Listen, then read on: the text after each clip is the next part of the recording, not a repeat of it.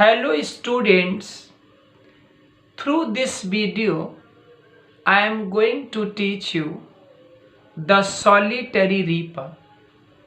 You know very well that the solitary reaper, it is a well-known poem of William Wordsworth, a great poet of nature.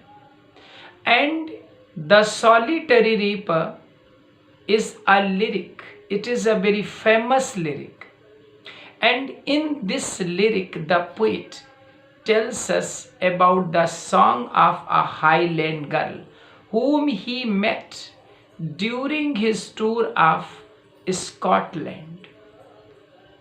The song of the girl attracts the poet very much, and he wants to stay at one place and he wants to listen the complete song of that girl. So let us start. During the visit of Scotland, the poet is in the company of his friend E.S.T. Coleridge and also in the company of his sister Dorothy. So during the visit of Scotland, the poet meets a Highland girl. The girl is singing a beautiful song, and together she is also doing the work in her field. She is totally alone. So here in this poem, the poet tells us about the song of that solitary reaper.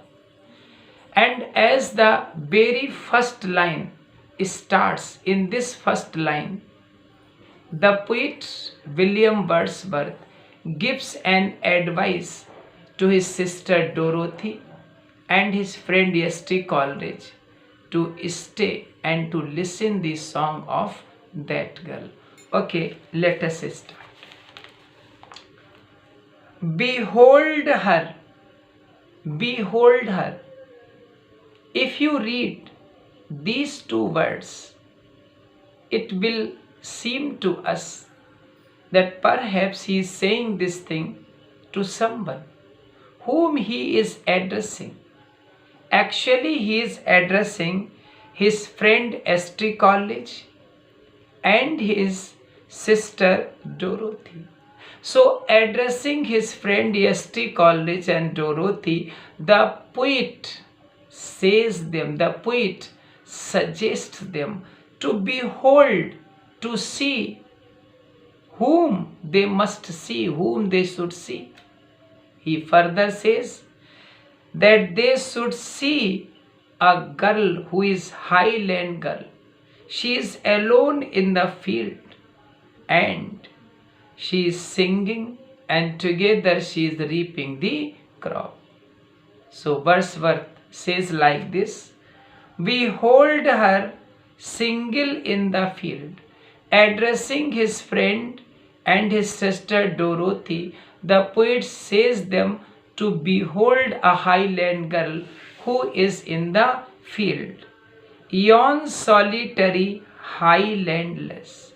At some distance, the girl is alone. She is solitary girl. She is Highland girl, reaping and singing by herself. She is performing two works at the same time. She is reaping the crop and together she is also singing the song. Wordsworth further says, stop here or gently pass. He suggests to his friend and his sister Dorothy, either they must halt there, either they must stop there for some time, or they should pass slowly. What is the intention of Wordsworth? His intention is to listen the song of that girl completely, because the song of the girl is charming, it is fascinating, and the poet, he wants to stay there, he wants to listen the complete song of that girl. This is the reason that the poet says to his friend E.S.T. Coleridge and his sister Dorothy that either they must halt at that place, or they should pass slowly. Wordsworth again says, alone, the girl is totally alone. She cuts and binds the grain.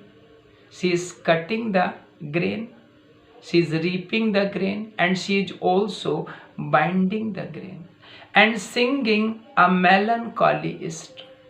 The language of the girl is different. Poet is not able to understand the language of that girl. So this is the reason that the poet, he imagines perhaps there is a touch of melancholy in the song of that girl. Perhaps the song which is being sung by that girl, it has a melancholy strain. He again advises his friend and his sister Dorothy to listen attentively, because the whole valley is resounding by the song of this highland girl. In the next second stanza, the poet makes a comparison between this highland girl with nightingale and also with cuckoo bird. He says that the song of the girl is sweeter than the song of nightingale, and that song of nightingale which refreshes the tired travelers of caravans in a shady trees in some desert of Arabia. He says like this, no nightingale did ever chant more welcome notes to weary winds of travelers in some shady haunt among Arabian sands.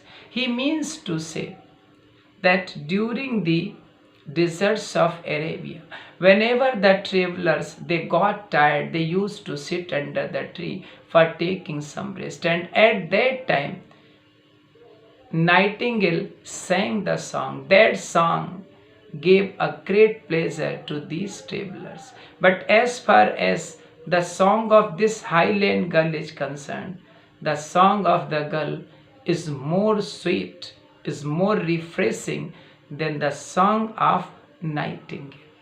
He further compares the song of this highland girl with the song of cuckoo bird. He says, a voice so thrilling never was heard.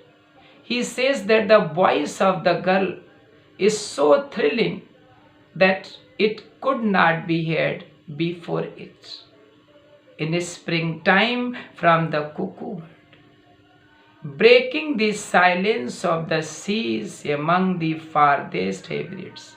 Hebrides, it is the group of islands, and during the time of spring season, whenever the cuckoo bird sings its song, the song of the cuckoo bird breaks the silence of the sea, and whoever listens the song of cuckoo bird, that person gets a lot of pleasure, that person gets a type of inner satisfaction, a type of mental satisfaction.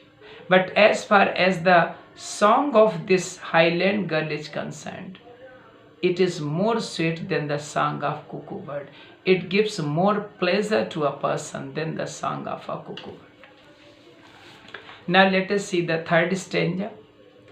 I have just told you that poet is not able to understand the language of this girl. But still, the song of the girl charms him. It gives him great pleasure. He wants to stay there. He wants to listen this complete song of the girl. But he is very much curious to know what is the theme of the song, what song the girl is singing. So he asks from his friend S.T. Coleridge, from his sister Dorothy, he asks a general question saying, will no one tell me what she sings? The poet asks, if nobody can tell him, what song the girl is singing? When nobody tells him, then again he starts imagining. He says, perhaps the plaintive number flows. Plaintive number means some gloomy or sad verses. He imagines that perhaps the song of the girl is full of some gloomy or sad verses. For old unhappy things, he further imagines that perhaps the girl is narrating something that is related to old time.